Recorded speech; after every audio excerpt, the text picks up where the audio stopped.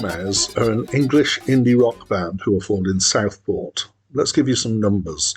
In 1997 they were formed, and they're still going. There are 5 members.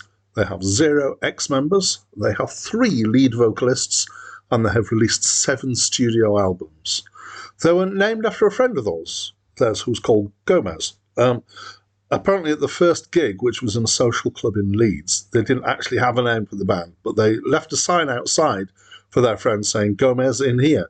And people misunderstood this as meaning that the name of the band was Gomez, and the name stuck.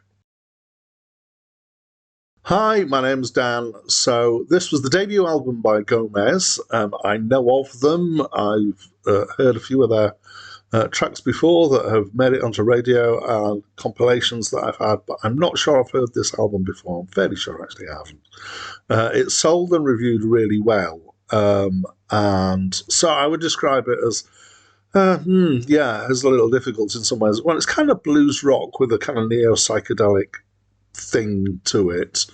So there's a wider variety of sounds that are being used. There's kind of standard rock band stuff and guitars, but there's occasionally things like a slide resophonic guitar, which sounds very kind of Delta blues, and a banjo, I think, at one point.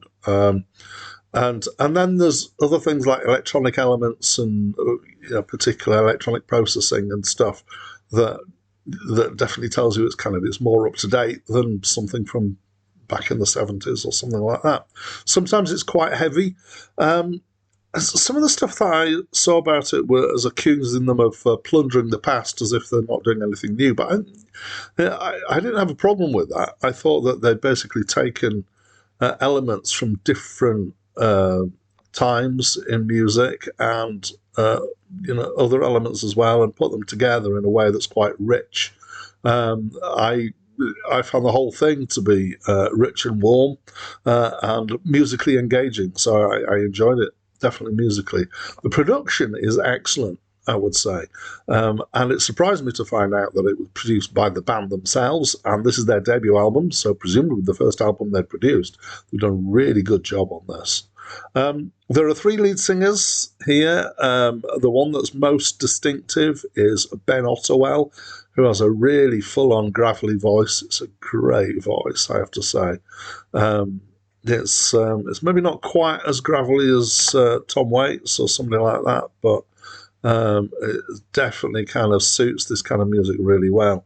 Most of the songs are quite melancholy, which again, suits the voice and suits the style of music and the kind of blues edge to it. I would say it's a very self-assured album for a debut album. The writing's pretty mature, both I think lyrically and musically. I found it hard to pick out a favourite track because there were quite a few tracks that I really did like. So I know the song Whipping Piccadilly, it made quite a bit of airplay. I don't know if it got into any charts, but I had it on a compilation that I've listened to quite a few times. So that was an instant recognise for me. It's about a day out in Manchester. It's very clear what it's about, that track. It's quite upbeat, actually, and in some ways it's not as representative of the rest of the album, which is generally a bit on the darker side. But I also like, quite strongly, 78 Stone Wobble, Get Myself Arrested, Bubblegum Years, and Ree's Wagon.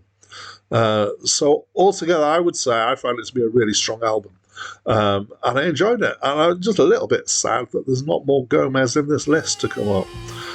So that's what I think. Please talk to me through the comments box. That's it from me for now. Gonna take that medicine, a cold, cold medicine, make me what I am. Gonna go down steady, gonna get my measure. I got credit with the medicine.